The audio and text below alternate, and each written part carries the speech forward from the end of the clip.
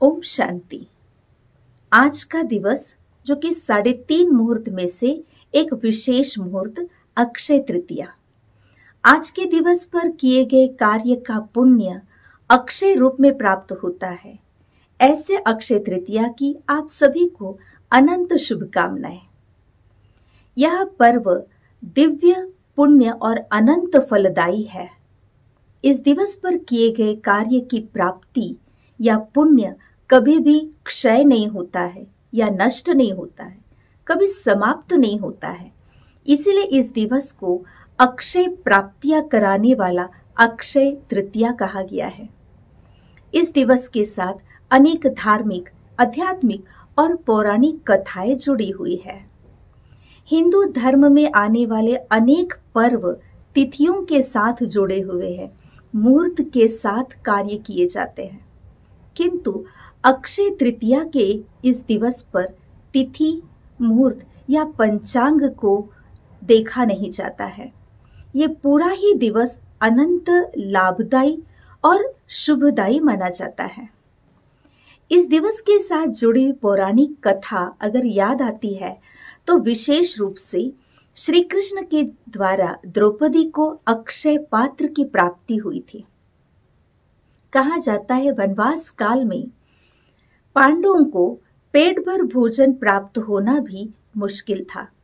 ऐसे समय पर श्री कृष्ण ने द्रौपदी को अक्षय पात्र प्रदान किया था और इस पात्र में से तब तक भोजन की उत्पत्ति होती थी जब तक सभी पेट भर भोजन करके संतुष्ट हो जाए, तब तक इसमें से भोजन की उत्पत्ति होती ही रहती थी।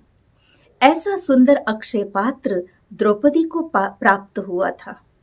तो वही इसके साथ दूसरी कथा जुड़ी हुई है, श्री कृष्ण तथा उनके बाल सखा सुदामा। यह सर्वविदित है कि सुदामा अत्यंत गरीब थे। जीवन यापन करना भी उनके लिए मुश्किल था। ऐसे समय पर उनकी पत्नी सुदामा जी को अपने मित्र द्वारकाधीश श्री कृष्ण के पास मदद की याचना के लिए जाने के लिए प्रेरित करती है। तब सुदामा अपने घर से मुट्ठी भर चावल श्री कृष्ण के लिए साथ में ले जाते हैं और जब द्वारका पहुंचते हैं तो श्री कृष्ण अपने बाल सखा को देखकर अत्यंत भावुक तथा आनंदित होते हैं, उनका आवभगत करते हैं। उन्होंने भावना से लाए हुए धान को स्वीकार करते हैं, सेवन करते हैं और बहुत ही आदर के साथ पुनः उन्हें विदा करते हैं। और परिणाम जब सुदामा अपने गांव वापस लौटते हैं तो ये तो सभी को पता ही है कि वापस लौटने पर सुदामा ने देखा उनका जीवन, उनका छोटी सी कुटिया महलों में परिवर्तित हो गई। सर्व सुख साधन समृद्धि से उनका जीवन भर गया और उनका जीवन, वो और उनकी पत्नी सहित बहुत खुशी से संपन्न जीवन यापन शुरू हुआ। अर्थात इस दिवस पर प्रभु शरण जाने से अक्षय प्राप्तियां होती है, जीवन में हर प्रकार की समृद्धि की वृद्धि होती है। जैन धर्म के अंदर भी इस दिवस को बहुत ही पवित्र दिन माना जाता है। ऐसी मान्यता है कि जैन धर्मियों के प्रथम तीर्थंकर वृषभ देव जी उनके जीवन काल में लंबे समय तक निर्जल व्रत करके साधनारत थे और अपनी साधना की पूर्ति उन्होंने इसी दिवस पर अहिल्या नगर के श्रेयांश राजा के द्वारा गन्ने का रस पीकर के ग्रहण करके इस व्रत को पूरा किया और इसीलिए आज के दिवस को जैन धर्म के अंदर आहार दान दिवस के रूप में माना जाता है। अर्थात ही अन्न दान का पुण्य प्राप्त करने का विशेष दिवस मानते हैं। साथ ही साथ और एक बहुत ही चौथी कथा इसके साथ जुड़ी हुई है, जो आज के दिवस पर ही, अक्षय तृतीया पर ही श्री बद्रीनाथ के द्वार, हिमालय के इस विशेष मंदिर के द्वार श्रद्धालुओं के लिए, भक्तों के लिए आज ही के दिन खोले जाते हैं। तो यह आध्यात्मिक संकेत है कि इस दिवस पर कोई भी श्रद्धालु भक्त भगवान के द्वार पहुंचता है तो उसके लिए सारे भंडार खुले प्राप्त होते हैं। भगवान भोलानाथ बन करके हर एक के झोली में अक्षय प्राप्तियों की वरदानों से झोली भर देता है। इसके साथ अन्य कई धार्मिक कथाएं जुड़ी हुई है। बताया जाता है कि विष्णु जी के छठे अवतार परशुराम जी, उनका यही दिवस जन्म दिवस है, जिन्होंने इस दिवस पर अक्षय तृतीया के दिवस पर इस पृथ्वी पर जन्म लेकर के पृथ्वी के ऊपर के इस धरातला के अत्याचार और अधर्म को समाप्त करने का कार्य किया। इसीलिए अक्षय तृतीया के दिवस पर परशुराम जी की पूजा तथा व्रत करने पर मानव जीवन में स्वयं के जीवन के अधर्म और अन्याय को नाश करने की शक्ति प्राप्त होती है, तो वही स्वयं के जीवन में सत्यता, न्याय और धर्म को स्थापित करने का आशीर्वाद प्राप्त होता है। अक्षय तृतीया के दिवस पर गंगा अवतरण दिवस भी कहा जाता है। कई पुराणों में ये वर्णन मिलता है कि भागीरथ द्वारा तपस्या करने के पश्चात स्वर्ग लोक से पृथ्वी लोक पर गंगा ने आज ही के दिन अवतरित होकर के अपना कार्य किया और इसीलिए आज के दिवस पर गंगा स्नान का या गंगा पूजन का भी विशेष महत्व है। अक्षय तृतीया के दिवस पर कुबेर तथा श्री लक्ष्मी जी का भी विशेष पूजन होता है। धन की तथा वैभव की देवी श्री लक्ष्मी जी और धन के देवता कुबेर, मान्यता है कि कुबेर जी ने भी बहुत आराधना और तपस्या करके अक्षय तृतीया के दिवस पर मां श्री लक्ष्मी जी को प्रसन्न कर उनके द्वारा अनंत धन संपत्ति वैभव का वरदान प्राप्त कर लिया और इसीलिए आज के दिवस पर विशेष धन, संपत्ति और व्यापार को आरंभ करने का शुभ दिवस माना जाता है। इस दिवस के साथ और एक विशेष घटना जुड़ी हुई है। मान्यता है कि महर्षि वेद व्यास जी ने भी आज ही के दिन श्री गणेश जी को महाभारत लिखाना आरंभ कराया था। अक्षय तृतीया के दिवस पर ग्रहों का भी विशेष महत्व है। कहते हैं सूर्य जो है अपने उच्चतम राशि मेष तथा चंद्रमा वृषभ राशि के साथ रहते हैं। यह सर्वोच्च राशियों के मदद से आज के दिवस पर किए गए हर कार्य को स्थायित्व तथा शुभदायी लाभदायी कहा जाता है और इसीलिए आज के दिवस पर कई सारे शुभ कार्य बिना मुहूर्त देखे किए जाते हैं, जैसे कि भूमि पूजन, गृह प्रवेश, विवाह, व्यापार का आरंभ। ऐसे अनेकों शुभ कार्य आज के दिन पर ही शुरू किए जाते हैं।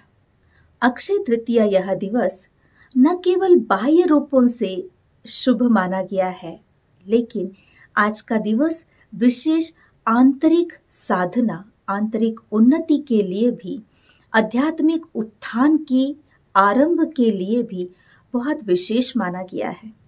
इसलिए कई साधक अपने साधना को इसी दिन से आरंभ करते हैं। इसलिए अक्षय तृतीया को आध्यात्मिक साधना सिद्धि दिवस के रूप में भी विशेष रीति से मनाया जाता है। इसलिए साधक आज के दिन पर अपनी साधना को आरंभ करते हैं, जिस साधना के द्वारा अक्षय प्राप्तियां आप कर सकते हैं।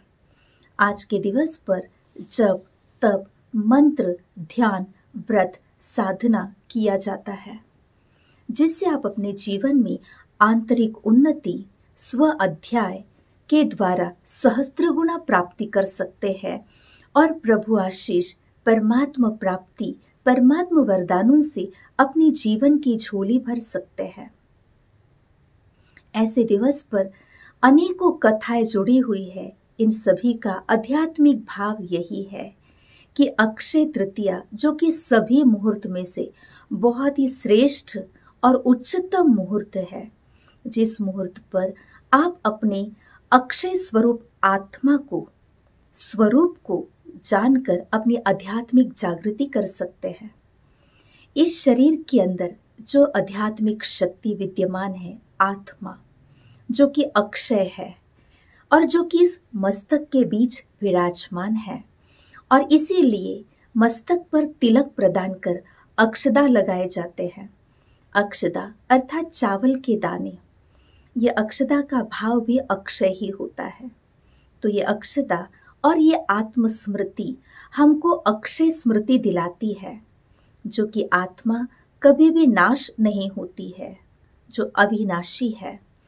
इस अविनाशी आत्मा की स्मृति में आना अर्थात ही स्व जागृति करना, स्वाध्याय करना, और ये स्वाध्याय आपको सहस्त्रगुना प्राप्ति कराने की ओर तब ले जा सकती है जब ये स्व जागृति से आप अक्षय स्वरूप परमात्मा, जो कि वो भी निराकार है और जो सबको अक्षय प्राप्तियां कराने के लिए आज के दिन ही नहीं परंतु हर दिन अनंत काल के लिए अपने भंडारे, अपने द्वार सदा खुले रखते हैं, उनके साथ स्वयं को जोड़ना और उनके द्वारा अनंत प्राप्तियां कराना, उनके साथ अपने मन बुद्धि का संबंध जोड़ना, ये सबसे श्रेष्ठ आध्यात्मिक उन्नति की साधना है तथा पुण्य कर्म है।